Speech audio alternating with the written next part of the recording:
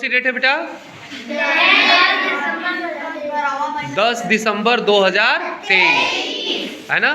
दिन कौन सा है आज?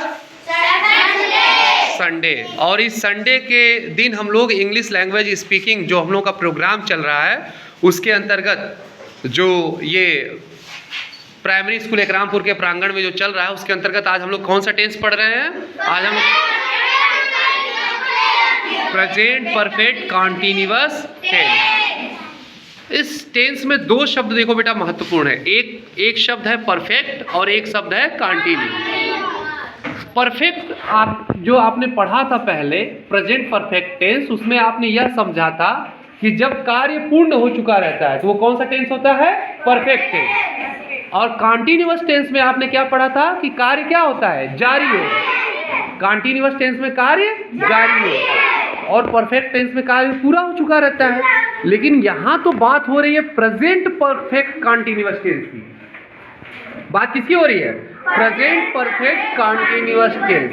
यानी इसमें दोनों बातें हैं, कार्य पूरा भी हो चुका है और कार्य जारी भी है।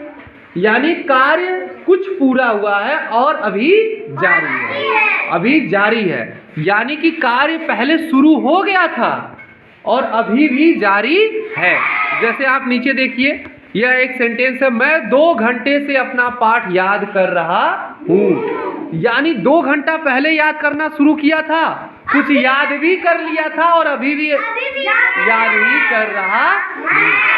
जैसे मैं 5 वर्षों से नौकरी तलाश रहा हूँ, तो 5 साल पहले नौकरी खोजना शुरू किया था और अभी भी नौकरी खोज ही रहा हूँ।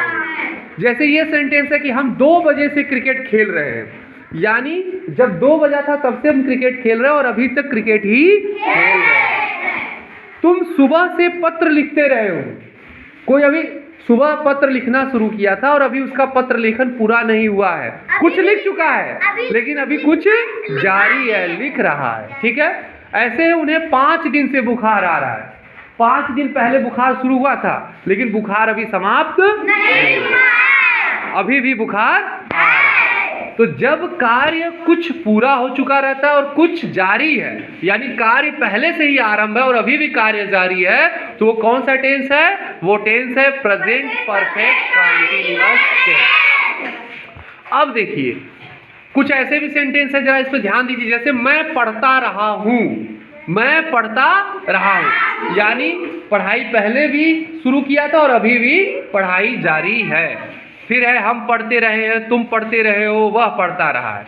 अब ध्यान देने वाली बात है इसके रूल पर कि अगर हम ट्रांसलेशन करेंगे किसी भी प्रेजेंट परफेक्ट कॉन्टिन्यूअस टेंस के सेंटेंस का ट्रांसलेशन करेंगे तो उसका रूल क्या होगा?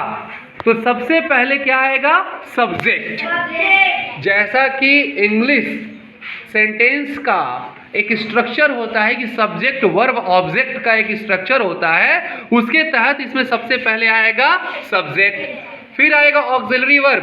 प्रेजेंट परफेक्ट कॉन्टिन्यूअस टेंस में ऑक्सिलरी वर्ब सहायक क्रिया हेल्पिंग वर्ब क्या यूज की जाती है? हैज या हैव। और फिर क्या आएगा? बीन।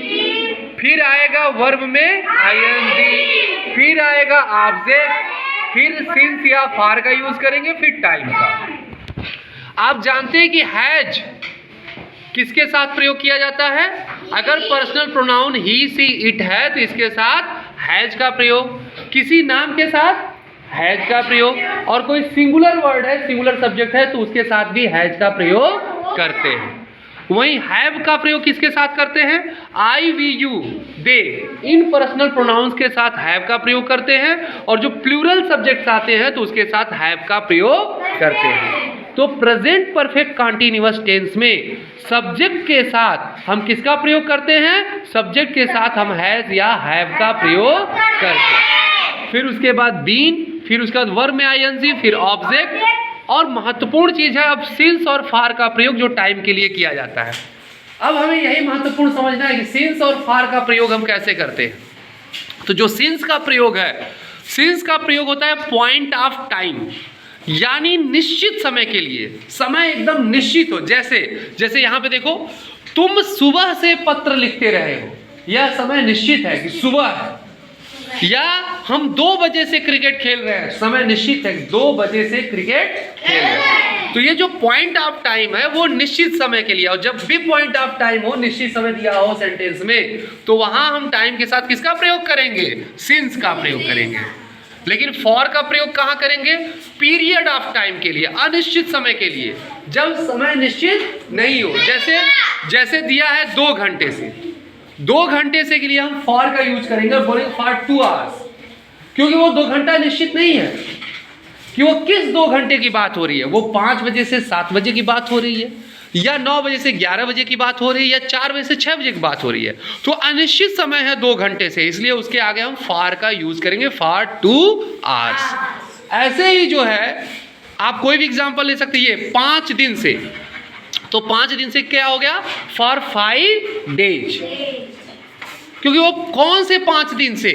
संडे से लेकर के फ्राइडे तक या मंडे से लेकर सैटरडे तक, कौन सा वो 5 दिन है ये क्लियर नहीं है। और जब यह स्पष्ट नहीं है तो वहां पर हम फॉर का यूज करेंगे, क्योंकि ये पीरियड ऑफ टाइम है, अनिश्चित समय है, तो फॉर का यूज करेंगे। समझ में आया बेटा?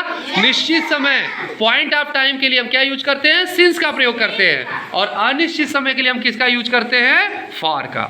अब देखते हैं सेंटेंसेस का ट्रांसलेशन कैसे हुआ है। जैसे देखिए बेटा, मैं 2 घंटे से अपना पाठ याद कर रहा हूं।